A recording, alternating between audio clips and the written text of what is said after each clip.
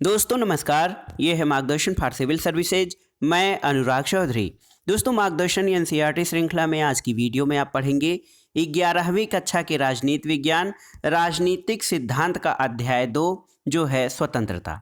दोस्तों इस अध्याय में आप आसानी से समझ पाएंगे स्वतंत्रता किसे कहते हैं, अभिव्यक्ति की स्वतंत्रता क्या है, स्वतंत्रता का सकारात्मक और नकारात्मक पक्ष क्या है, इन सभी महत्वपूर्ण बिंदुओं के बारे में। तो आइए शुरू करते हैं आज का वीडियो।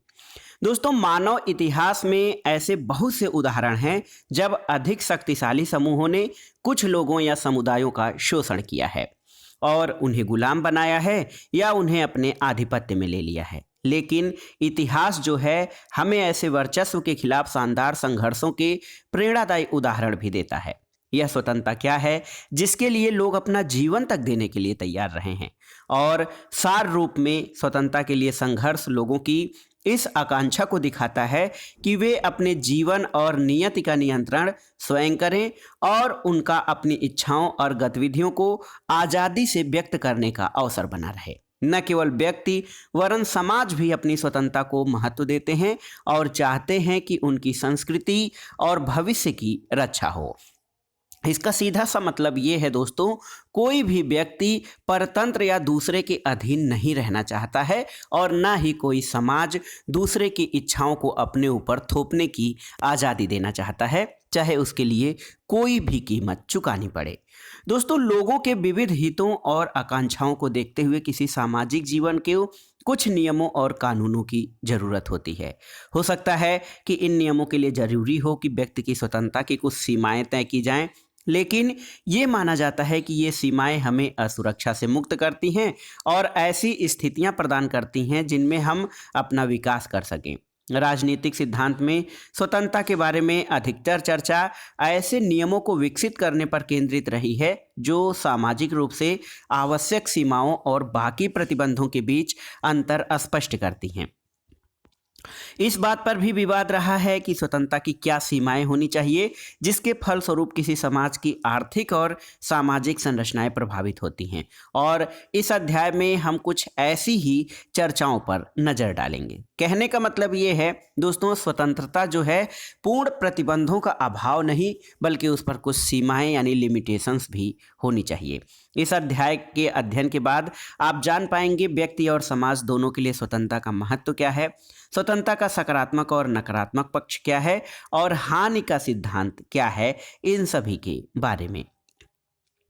आइए देखते हैं दोस्तों स्वतंत्रता का आदर्श। देखिए दोस्तों, स्वतंत्रता का आदर्श क्या है, इन सवालों के जवाब देने से पहले हम एक क्षण के लिए रुकते हैं और कुछ विचार करते हैं। 20वीं शताब्दी के एक महानतम व्यक्ति नेल्सन मंडेला की आत्मकथा का शीर्षक लॉन्ग वॉक टू फ्रीडम यानी स्वतंत्रता के लिए लंबी यात्रा है, और नेल्सन मंडेला दक्षिण अफ्रीका से हैं। उन्हें दक्षिण अफ्रीका के रंगभेद शासन के खिलाफ व्यक्तिगत संघर्ष, गोरे लोगों के शासन की अलगाववादी नीतियों के खिलाफ लोगों के प्रतिरोध और दक्षिण अफ्रीका के काले लोगों द्वारा झेले गए अपमान, कठिनाइयों और पुलिस अत्याचार के बारे में उन्होंने बातें की हैं। और इन अलगाववादी नीतियों में एक शहर में घेराबंदी किए जाने, देश में मुक्त आवागमन पर रोक लगाने से लेकर विवाह करने में मुक्त चयन तक प्रतिबंध लगाना शामिल है। और सामूहिक रूप से इन सभी प्रतिबंधों को नस्ल जो है उनकी प्रजाति के आधार पर भेदभाव करने वाली रंगभेदी सरकार ने जबरदस्ती लागू किया था। मंडेला और उनके साथियों के लिए इन्हीं अन्यायपूर्ण प्रतिबंधों और स्वतंत्रता के रास्ते की बाधाओं को दूर करने का संघर्ष लॉन्ग वॉक टू फ्रीडम यानी स्वतंत्रता के लिए लंबी यात्रा थी। विशेष बात यह है कि मंडेला का संघर्ष केवल काले या अन्य लोगों के लिए ही नहीं वरन श्वेत लोगों के लिए भी था। दोस्तों इसी स्वतंत्रता के लिए मंडेला ने अपने जीवन के 28 वर्ष जो है जेल की कोठरियों में अंधेरे में बिताए। कल्पना कीजिए कि अपने यौवन को किसी आदर्श के लिए होम कर देना, अपने दोस्तों के साथ बातचीत करने, अपने प्रिय खेल, मंडेला बॉक्सिंग पसंद करते थे, खेलने, अपने पसंद के कपड़े पहनने, अपना प्रिय संगीत सुनने जैसे आनंदों को छोड़ देना और जीवन के अंग रहे उत्सवों का त्याग कर देने का क्या मतलब होता है। कल्पना कीजिए कि आपने ये सब छोड़ दिया है क्योंकि आप अपने लोगों की आज़ादी के लिए अभियान चला रहे हैं। आपने एकाकी कोठरी में बंद रहना चुना है और आपको यह भी नहीं पता कि आपको जेल से कब छोड़ा जाएगा। स्वतंत्रता के लिए मंडेला ने व्यक्तिगत रूप से बहुत ही भारी कीमत चुकाई है।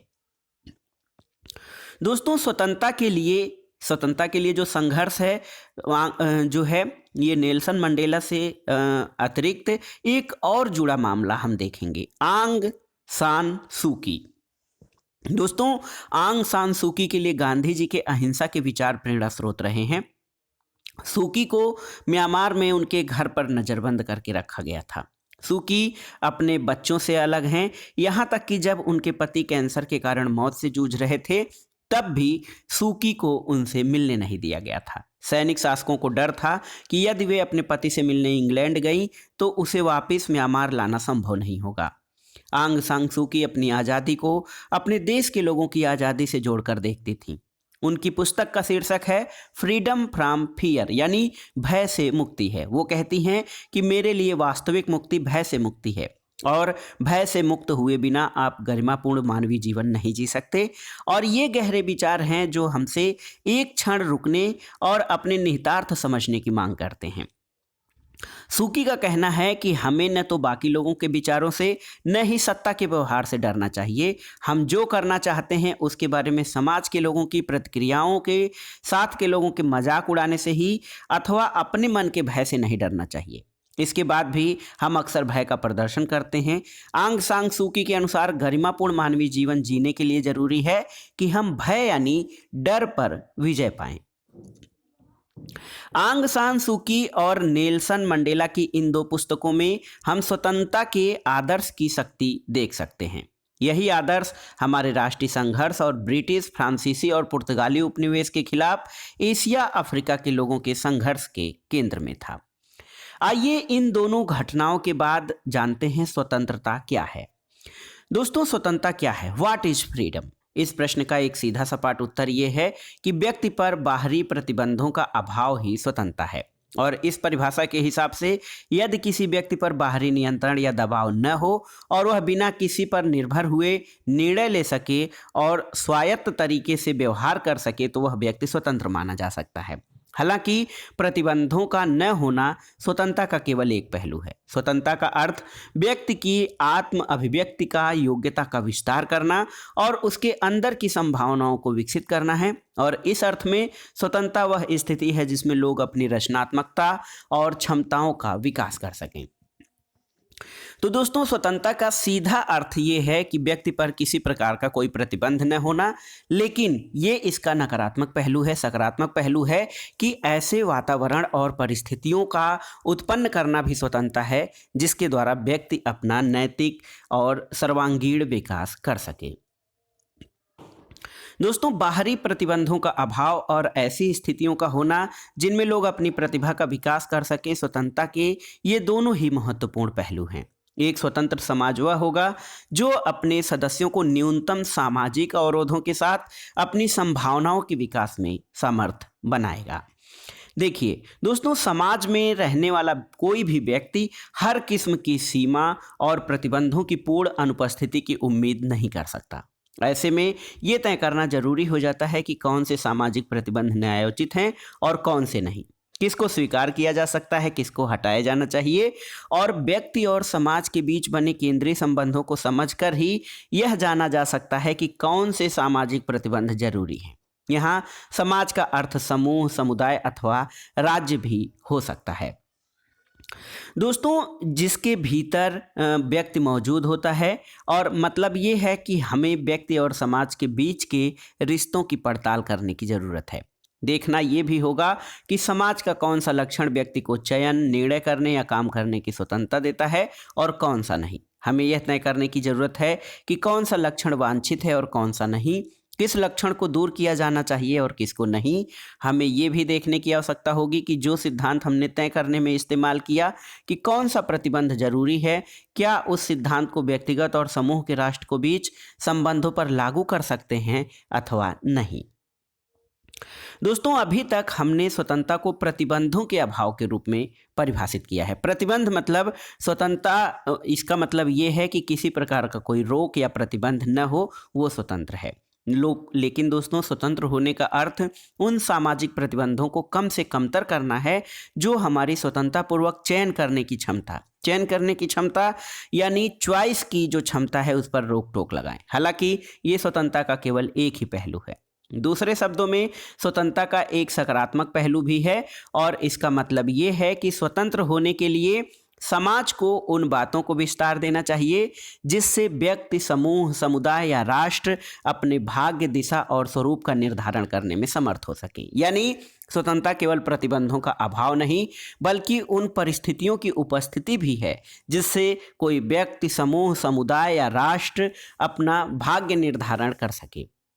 स्वतंत्रता व्यक्ति की रचनाशीलता, संवेदनशीलता और क्षमताओं के भरपूर विकास को बढ़ावा देती है और ये विकास खेल, विज्ञान, कला, संगीत, अन्वेषण जैसे किसी भी क्षेत्र में हो सकता है। दोस्तों ये तो व्यक्ति की बात हुई, लेकिन स्वतंत्र समाज क्या है? तो स्वतंत्र समाज वह होता है जिसमें व्यक्ति अपने हित संवर्धन यानी अपने हितों को बढ़ावा कर सके न्यूनतम प्रतिबंधों के बीच। देखिए दोस्तों, न्यूनतम प्रतिबंधों के बीच व्यक्ति या समाज अपने जो है हितों का संवर्धन कर सके और स्वतंत्रता को इसीलिए बहुमूल्य माना गया है क्योंकि इसमें हम निर्णय और चयन कर पाते हैं। स्वतंत्रता के कारण ही व्यक्ति अपने विवेक और निर्णय की शक्ति का प्रयोग कर पाते हैं। आइए देखते हैं एक महत्वपूर्ण घटना, स्वराज। दोस्तों भारतीय राजनीतिक विचारों में स्वतंत्रता की समानार्थी अवधारणा स्वराज है। स्वराज का अर्थ स्वशासन भी हो सकता है और स्व के ऊपर शासन भी हो सकता है। भारत के स्वतंत्रता संघर्ष के संदर्भ में स्वराज राजनीतिक और संवैधानिक स्तर पर स्वतंत्रता की मांग है और सामाजिक और सामूहिक स्तर पर यह एक मूल्य है। इसलिए स्वराज स्वतंत्रता में एक महत्वपूर्ण नारा बन गया है जिसने तिलक के प्रसिद्ध कथन स्वराज मेरा जन्मसिद्ध अधिकार है और मैं इसे लेकर रहूंगा इसको प्रेरित किया है। दोस्तों स्वराज का अर्थ अपने ऊपर शासन करना है यानी अपने ऊपर राज है। स्वराज की यही समझ गांधी के हिंद स्वराज में प्रकट हुई है। हिंद स्वराज के शब्दों में जब हम स्वयं पर शासन करना सीखते हैं तभी स्वराज है। स्वराज केवल स्वतंत्रता नहीं बल्कि ऐसी संस्थाओं से भी मुक्ति है जो मनुष्य को उसी मनुष्यता से वंचित करती हैं। और औपनिवेशिक शासन में हमने विदेशी सत्ता के प्रभाव में अपनी जो स्वतंत्रता, चयन की स्वतंत्रता और अपने ऊपर शासन करने का जो अधिकार था वो खो दिया था और इसी के परिणाम स्वरूप स्वराज की अवधारणा आई। दोस्तों देखिए, स्वराज में मानव को यंत्रवत बनाने वाली संस्थाओं से मुक्ति पाना निहित है और स्वराज में आत्मसम्मान, दायित्वबोध और आत्म साक्षात्कार को पाना भी शामिल है। स्वराज पाने की परियोजना में सच्चे स्व और उसके समाज समुदाय के रिश्तों को समझना जरूरी है और गांधी जी का मानना था कि स्वराज के फलस्वरूप होने वाले बदलाव न्याय के सिद्धांत से निर्देशित होकर व्यक्तिगत और सामूहिक दोनों की तरह संभावनाओं से अवमुक्त करेंगे। और कहना न होगा कि स्वराज की ऐसी समझ 21वीं सदी में उतनी ही प्रासंगिक है जितनी 1909 में गांधी के हिंद स्वराज लिखते समय रही होगी। दोस्तों अभी तक हमने चर्चा किया है कि स्वतंत्रता केवल प्रतिबंधों का अभाव नहीं बल्कि कुछ प्रतिबंध भी होने चाहिए। इन प्रतिबंधों के स्रोत क्या क्या हो सकते हैं? देखिए दोस्तों, व्यक्ति की स्वतंत्रता पर प्रतिबंध प्रभुत्व और बाहरी नियंत्रण से लग सकते हैं और ये प्रतिबंध बलपूर्वक या सरकार के ऐसे कानून की मदद से लगाए जा सकते हैं जो शासकों की ताकत का प्रतिनिधित्व करे। और ऐसे प्रतिबंध जो होते हैं उपनिवेशवादी शासकों ने या दक्षिण अफ्रीका में रंगभेद की व्यवस्था ने लगाए। सरकार की कोई न कोई ज़रूरत हो सकती है, लेकिन सरकार लोकतांत्रिक हो तो राज्य के नागरिकों का अपने शासकों पर कुछ नियंत्रण हो सकता है। इसलिए लोकतांत्रिक सरकार लोगों को स्वतंत्रता में रक्षा के लिए एक जरूरी माध्यम मानी गई है। लोकतांत्रिक सरकार से लोगों के स्वतंत्रता की कुछ व्यवस्था हो सकती है, लेकिन तानाशाही सरकार में ऐसी व्यवस्था संभव नहीं है। दोस्तों स्वतंत्रता पर प्रतिबंध सामाजिक असमानता के कारण भी हो सकता है, जैसा कि जाति व्यवस्था में होता है, और समाज में अधिक आर्थिक असमानता के कारण भी स्वतंत्रता पर अंकुश लग सकते हैं।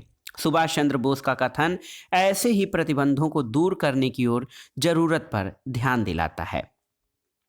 हमें प्रतिबंधों की आवश्यकता क्यों है दोस्तों? देखिए, हम ऐसी दुनिया में नहीं रह सकते जिसमें कोई प्रतिबंध न हो। ऐसे में हर व्यक्ति उच्छृंखल हो जाएगा, अपने मन का हो जाएगा और मनमानी करने लगेगा। इसी के लिए हमें कुछ प्रतिबंधों की जरूरत है, अन्यथा समाज अव्यवस्था की गर्त में पहुंच जाएगा। लोगों के बीच मतों में अंतर हो सकते हैं, उनकी महत्वाकांक्षाओं में टकराव हो सकता है, वे सीमित साधनों के लिए प्रतिस्पर्धी हो सकते हैं, समाज में असहमत उभरने के अनेक कारण हो सकते हैं और कुछ तो खुले संघर्ष के रूप में भी व्यक्त हो सकते हैं।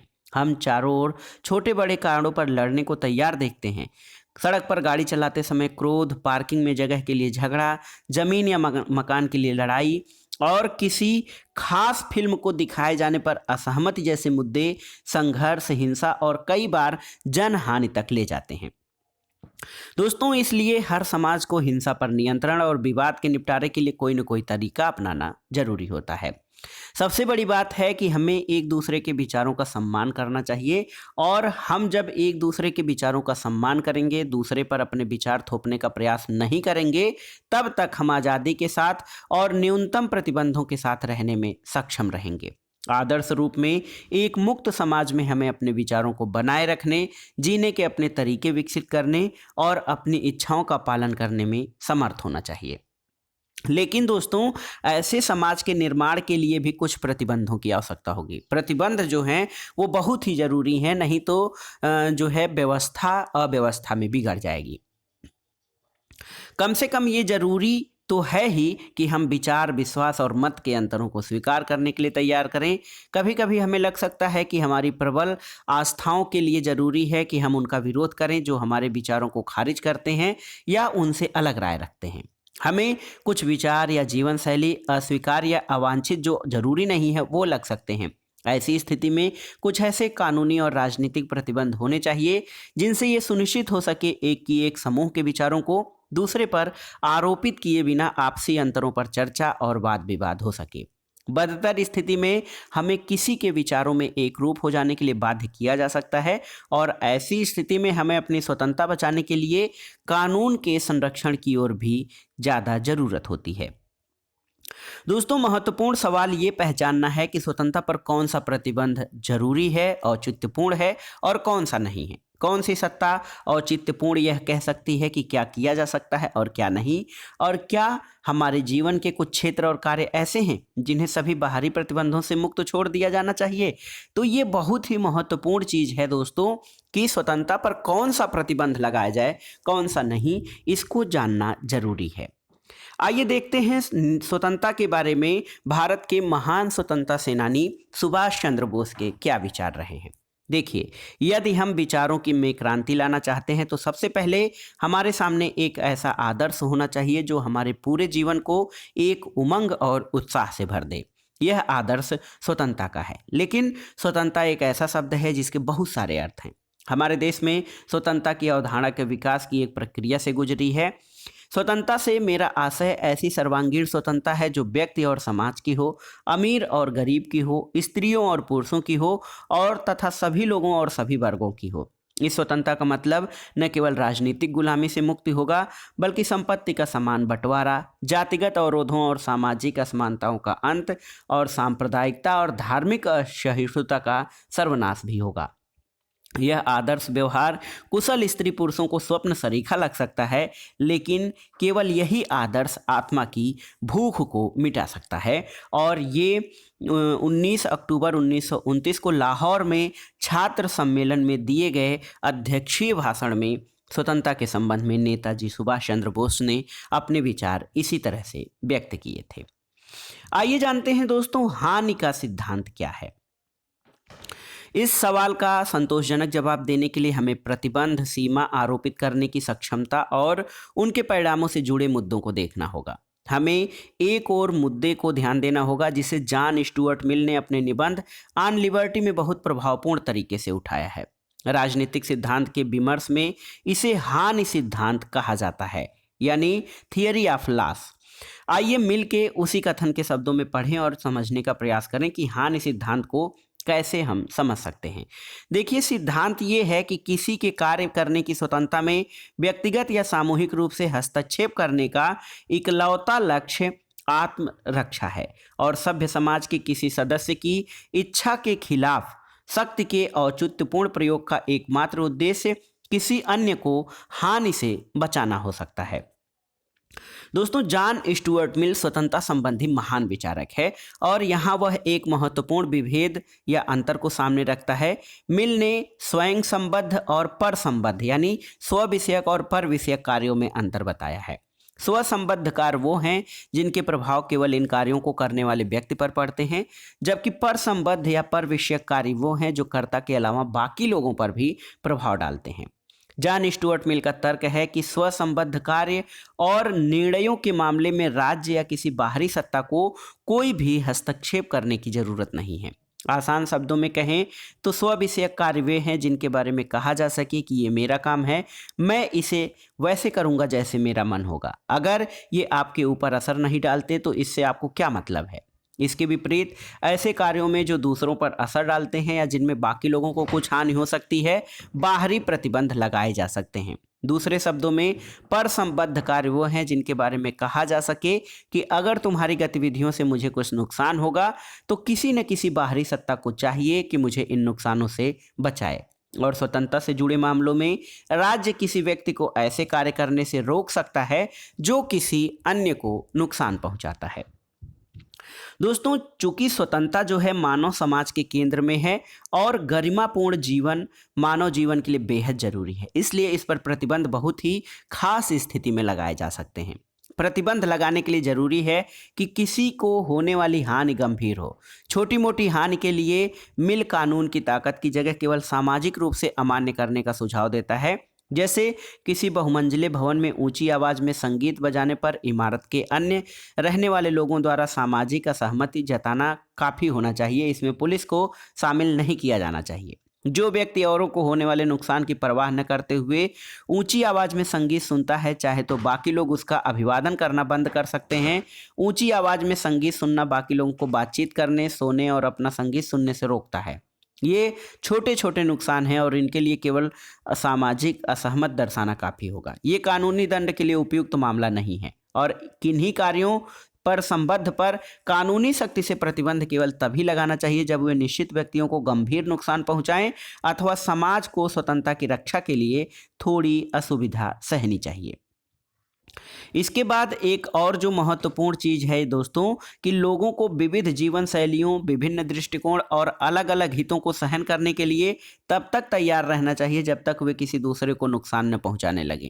और ऐसी सहनशीलता का विस्तार उन विचारों या कार्यों तक करने की ज़रूरत नहीं है जो लोगों को खतरे में डाले या उनके प्रति नफरत का जहर फैलाए। घृणा का प्रचार और गंभीर क्षति पहुंचाने वाले कार्यों पर प्रतिबंध लगाए जा सकते हैं, लेकिन हमें ये ध्यान रखना चाहिए कि प्रतिबंध कितने भी कड़े न हो कि स्वतंत्रता ही नष्ट हो जाए। उदाहरण के लिए, किसी के प्रति नफरत फैलाई है, हम उसके लिए आजीवन कैद की मांग नहीं कर सकते। अगर वह राज्य द्वारा मिथ्या प्रचार से दूर रहने की चेतावनी के बाद भी न माने तो उसके आवागमन पर कुछ रोक लगाई जा सकती है या कोई सभा आयोजित करके उसके अधिकार में कटौती की जा सकती है।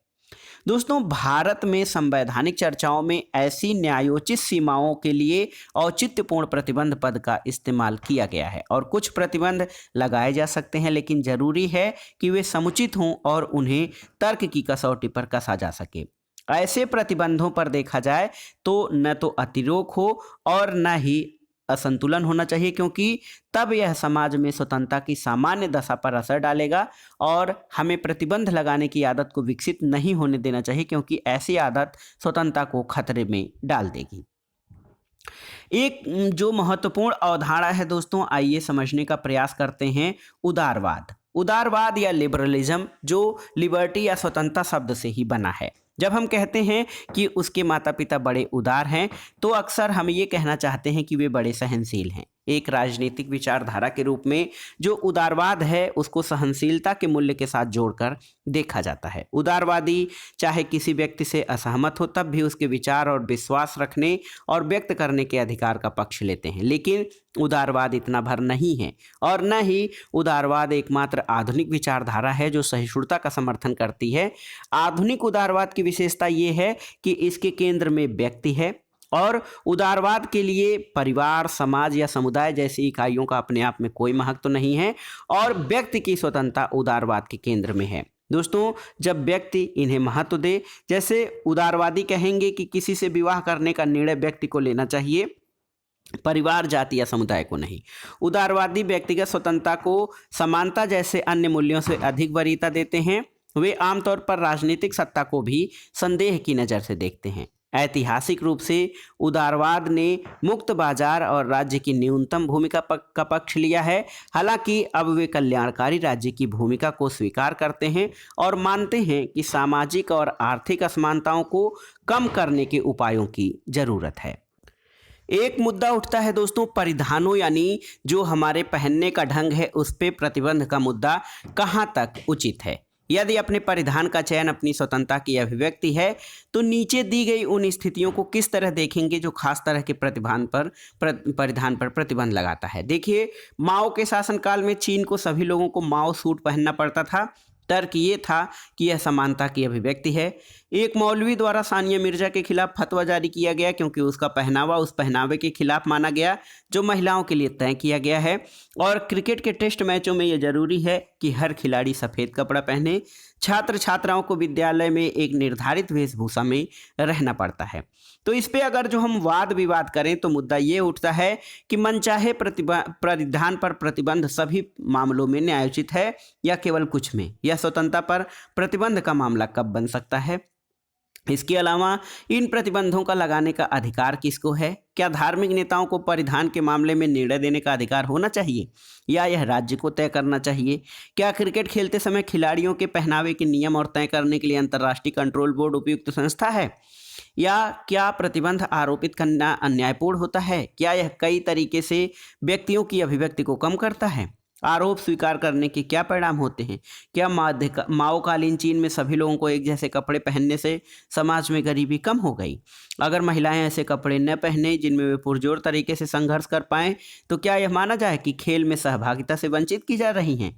और अगर क्रिकेट खिलाड़ी रंगीन कपड़े पहने तो क्या इससे खेल प्रभावित होगा।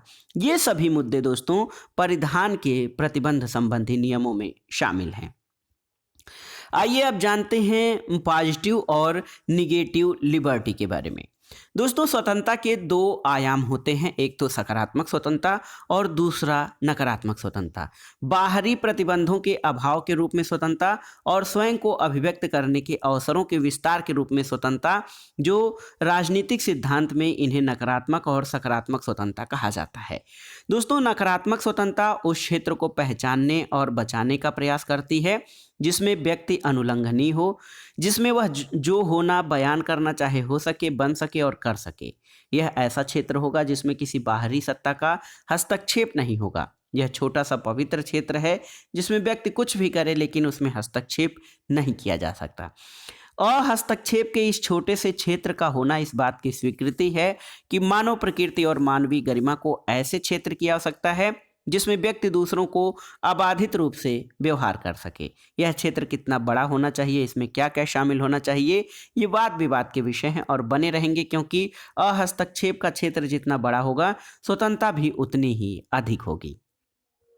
जो हमें जो ये मानने की ज़रूरत है वो ये है कि नकारात्मक स्वतंत्रता की परंपरा व्यक्ति के लिए एक ऐसे दायरे की बात करती है जो अनुल्लंघनीय हो, जिसमें व्यक्ति स्वयं को व्यक्त कर सके। अगर यह क्षेत्र बहुत छोटा है तो मानवीय गरिमा में कटौती होती है। मिसाल के तौर पर ऐसे दायरों को चिन्हित करने के लिए ये सवाल पूछा जा सकता है, विद्यालय, खेल का मैदान और कार्यालय जैसी विभिन्न स्थितियों में पहनावे का चयन ऐसा मामला है जो हस्तक्षेप के लघुत्तम क्षेत्र में आता है। और क्या इसलिए ऐसा चयन है जिसमें बाहरी सत्ता दखल नहीं दे सकती, या क्या यह ऐसा मामला है जिसमें राज्य, धार्मिक सत्ता, ICC या CBSE जैसी कोई भी संस्था हस्तक्षेप कर सकती है। नकारात्मक स्वतंत्रता का तर्क ये है कि वह कौन सा क्षेत्र है जिसका स्वामी मैं हूँ, और नकारात्मक स्वतंत्रता का तर्क यह स्पष्ट करता है कि व्यक्ति क्या करने से मुक्त है। इससे उलट सकारात्मक स्वतंत्रता तर्क के कुछ करने की स्वतंत्रता के विचार की व्याख्या से जुड़े हैं, और ये तर्क इस सवाल के जवाब में आते हैं कि मुझ पर शासन कौन करता है, और इस प्रश्न का आदर्श उत्तर होगा मैं स्वयं पर शासन करता हूँ। सकारात्मक स्वतंत्रता के विमर्श की एक लंबी परंपरा है। Rousseau, Hegel, Marx, Gandhi, Arvind और इन विचारकों से प्रेरणा लेने वाले लोगों में देखा जा सकता है। इस परंपरा का स्वकार व्यक्ति और समाज के संबंधों की प्रकृति और स्थिति से है, और ये परंपरा इन संबंधों को इस तरह सुधारना चाहती है कि किसी व्यक्ति के व्यक्तित्व के विकास में कम से कम अवरोध रहे। एक व्यक्ति पुष्प की तरह है। जब मिट्टी उपजाऊ हो, सूरज की रोशनी हो, पर्याप्त पानी हो और नियमित देखभाल हो, वह तभी खिल सकता है। यानी परिस्थितियां उसके अनुकूल होनी चाहिए जो उसके विकास के लिए जरूरी हों। दोस्तों, व्यक्ति को अपनी क्षमताओं का विकास करने के लिए भौतिक, राजनीतिक और सामाजिक जगत में समर्थकारी सकारात्मक स्थितियों का लाभ मिलना चाहिए। इसका अर्थ ये है कि व्यक्ति गरीबी और बेरोजगारी के कारण अवरुद्ध न हो और अपनी आवश्यकताओं की पूर्ति के लिए उसके पास पर्याप्त भौतिक साधन होने चाहिए। उसके पास निर्णय निर्माण की प्रक्रिया में भाग लेने का अवसर भी हो, जिससे कि वो बनने वाले कानूनों में उनके इच्छा की झलक हो या कम से कम उसकी प्राथमिकताओं को ध्यान में लिया जाए। और सबसे पहले अपने बुद्धि विवेक के विकास के लिए, शिक्षा और अच्छा जीवन जीने के लिए अन्य अवसरों तक व्यक्ति की पहुंच होनी चाहिए। और ये सभी दोस्तों सकारात्मक या पॉजिटिव लिबर्टी के ही पक्ष हैं। दोस्तों, सकारात्मक स्वतंत्रता के पक्षधरों का मानना है कि व्यक्ति केवल समाज में ही स्वतंत्र हो सकता है, समाज से बाहर नहीं, और इसलिए वह समाज को ऐसा बनाने का प्रयास करते हैं जो व्यक्ति को विकास का रास्ता साफ करे। दूसरी ओर नकारात्मक स्वतंत्रता का सरोकार हस्तक्षेप और अनुल्लंघनीय क्षेत्र से संबंधित है और इस क्षेत्र से बाहर समाज की स्थितियों से नहीं। नकारात्मक स्वतंत्रता हस्तक्षेप के इस छोटे से क्षेत्र का अधिक से अधिक विस्तार करना चाहेगी, हालांकि ऐसा करने में वह समाज के स्थायित्व को ध्यान में रखेगी। आमतौर पर दोनों तरह की स्वतंत्रताएं साथ साथ चलती हैं और एक दूसरे का समर्थन करती हैं, लेकिन ऐसा भी हो सकता है कि निरंकुश शासक सकारात्मक स्वतंत्रता के तर्कों का सहारा लेकर अपने शासन को न्यायोचित सिद्ध करने की कोशिश करें। तो दोस्तों, नकारात्मक और सकारात्मक स्वतंत्रता का जो विचार है उसके बीच की एक सीमा रेखा या सीमा ऐसी होनी चाहिए, लिमिट लाइन, कि कहाँ तक ये नकारात्मक हो और कहाँ तक सकारात्मक हो। और कुल मिलाकर देखा जाए तो नकारात्मक और सकारात्मक स्वतंत्रता दोनों जरूरी है ताकि समाज की व्यवस्था भी बनी रहे और व्यक्ति अपना सर्वांगीण विकास भी कर सके। दोस्तों, वर्तमान में स्वतंत्रता के संबंध एक बहुत ही मुद्दा जो है अभिव्यक्ति की स्वतंत्रता यानी लिबर्टी ऑफ एक्सप्रेशन, ये बहुत ही महत्वपूर्ण हो गई है।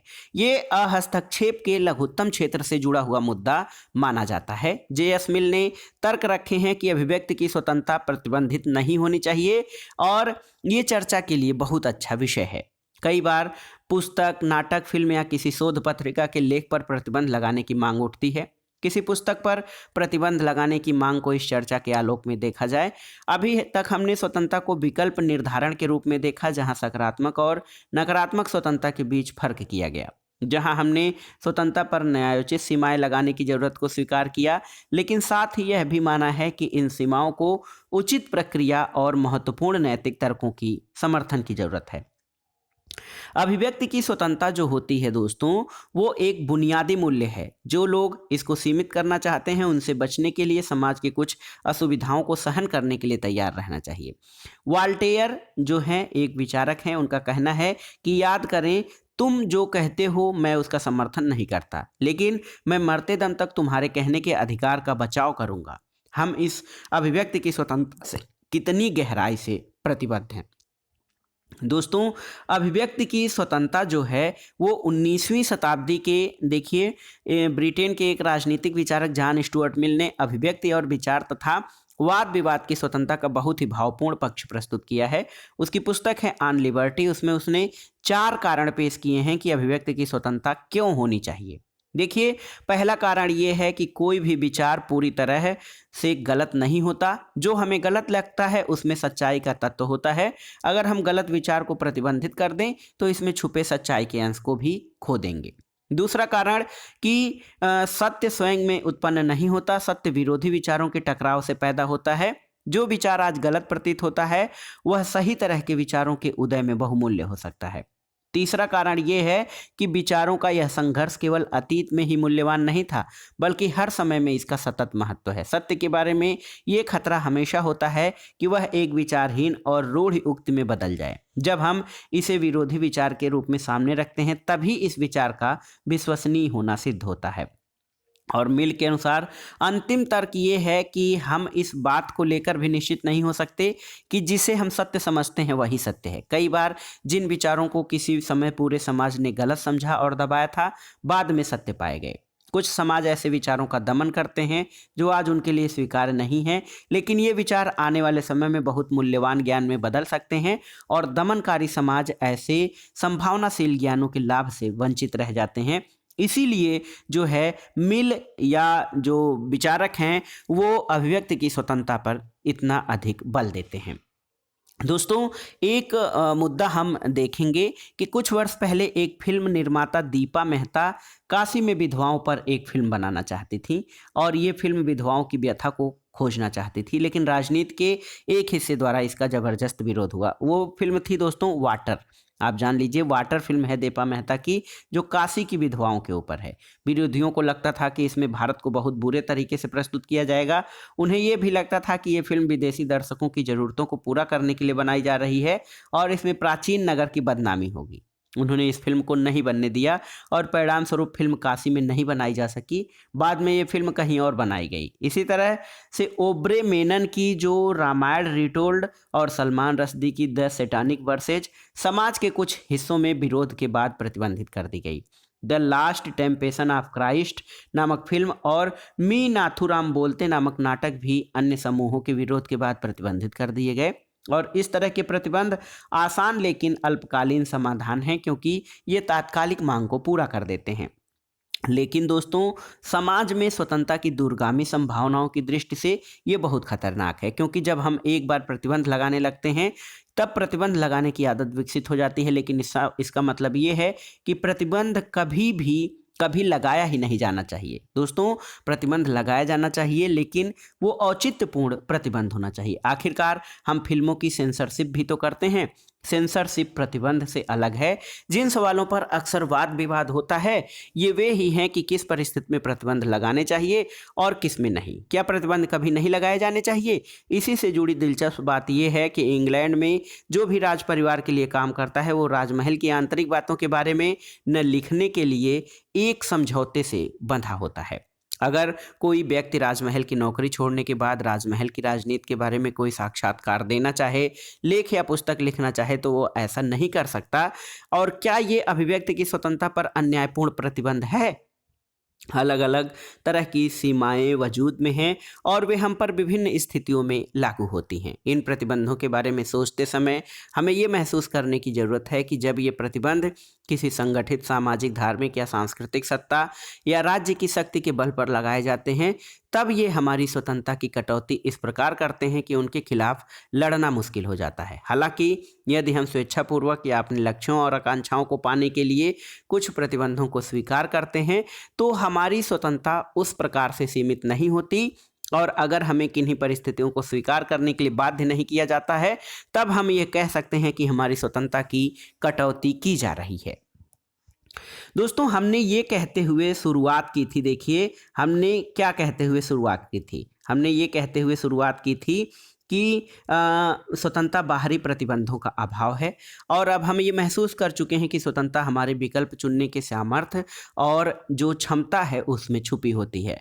और जब हम विकल्प चुनते हैं तो हमें अपने कार्यों और उसके परिणामों की जिम्मेदारी भी स्वीकार करनी होगी। इसलिए स्वतंत्रता के अधिकतर पक्षधर लोग मानते हैं कि बच्चों को माता पिता की देखभाल में रखा जाना चाहिए, सही निर्णय लेने, उपलब्ध विकल्पों में से विवेकपूर्ण जांचने और अपने कार्यों की जिम्मेदारी अपने कंधों पर लेने की क्षमता।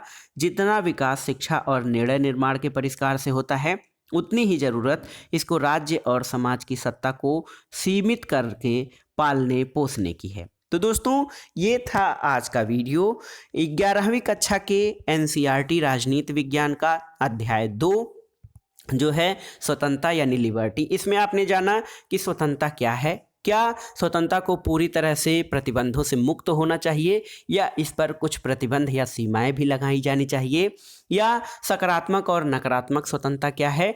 और आपने नेल्सन मंडेला और आंग सान सूकी के द्वारा आपने स्वतंत्रता संबंधी विचारों का और स्वतंत्रता कैसे मिलती है उसके लिए कितनी लंबे प्रक्रिया संघर्ष की ज़रूरत पड़ती है, भारत में स्वराज या स्वतंत्रता या स्वाधीनता की जो संकल्पना है उसके बारे में भी इस अध्याय में आपने विस्तार से पढ़ा है।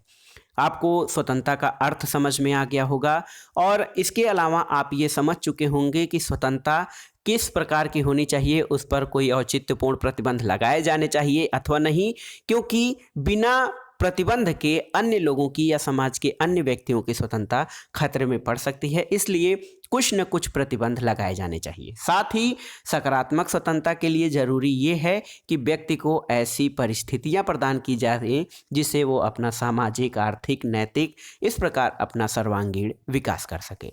तो स्वतंत्रता के दोनों पहलू हैं, नकारात्मक स्वतंत्रता और सकारात्मक स्वतंत्रता।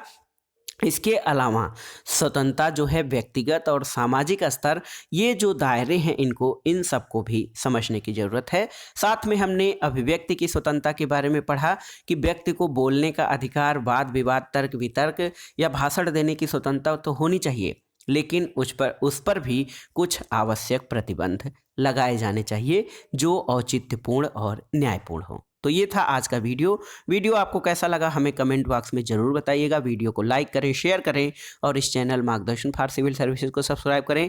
वीडियो देखने के लिए धन्यवाद दोस्तों, नमस्कार।